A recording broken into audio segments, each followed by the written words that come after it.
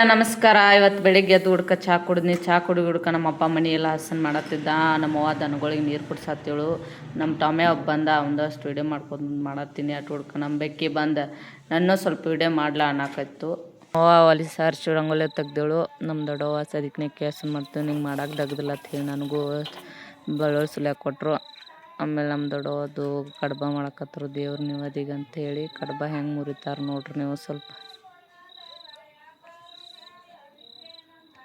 ಆಮೇಲೆ ನಮ್ಮ ದೊಡ್ಡವ್ವ ಬಗ್ಗೆ ಕಡ್ಬ ಕರಿಯಾಕತ್ತಳು. ಇನ್ನೂ ಸ್ವಲ್ಪ ಜನ ಉಳ್ಳಾಗಡ್ಡಿ ಹೆಚ್ಚೋದ ಅದು ಮಾಡೋದು ಇದು ಮಾಡುವಂತಾರೆ. ನಮ್ಮ ಉದಯ ಒಬ್ಬ ಫುಲ್ ಡೆಕೋರೇಷನ್ ಮಾಡತ್ತಿದ್ದ. ಎಲ್ಲರೂ ಆಮೇಲೆ ಕೂತ್ಕೊಂಡು ಊಟ ಮಾಡಿದ ನಂತರ ನಮ್ಮ ದೊಡ್ಡವ್ವ ಹೂ ಕಟ್ಟಾಕತ್ತಳು. ಹೂ ಕಟ್ಕೊಂಡು ನಮ್ಮ ವೈನಿ ರಂಗೋಲಿ ತೆಗಕತ್ತು. ಇವೊಬ್ಬ ಬರೀ ಹಚ್ಕೊಂತ ಕುಂತು ಬಿಡ್ತಾನೆ ನೋಡ್ರಿ.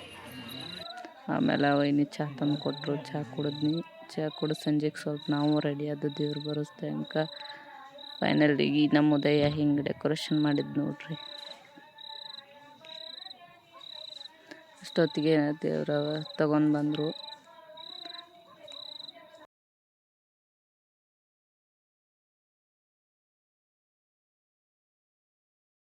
ದೇವ್ರ ತಂದು ಒಳಗೆ ಕುಣಿಸ್ರು. ಆಮೇಲೆ ಎಲ್ಲ ಒಳಗೆ ಬರಾಕತ್ರು.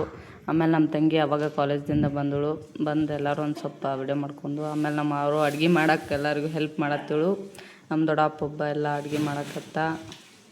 ಹುಗ್ಗಿ, ಅನ್ನ, ಸಾರ, ಬದ್ನಿಕಾಯಿ ಪಲ್ಯ.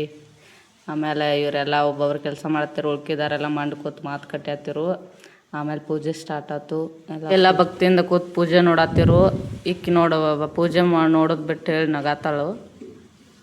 ಆಮೇಲೆ ಪೂಜೆ ಮುಗಿದ್ಮೇಲೆ ಊಟ ಮಾಡಿದೆವು. ಊಟ ಮಾಡಿ ಉರಿ ಕಾಸ್ಕೋತ ಕೂತ್ಬಿಟ್ಟು ನೋಡ್ರಿ. ಇದಿಷ್ಟು ಇವತ್ತಿನ ಲಾಗ್ ಆಗಿತ್ತು. ಮತ್ತು ಮುಂದಿನ ಲಾಗ್ದಾಗ ಸಿಗೋಣ ರೀ.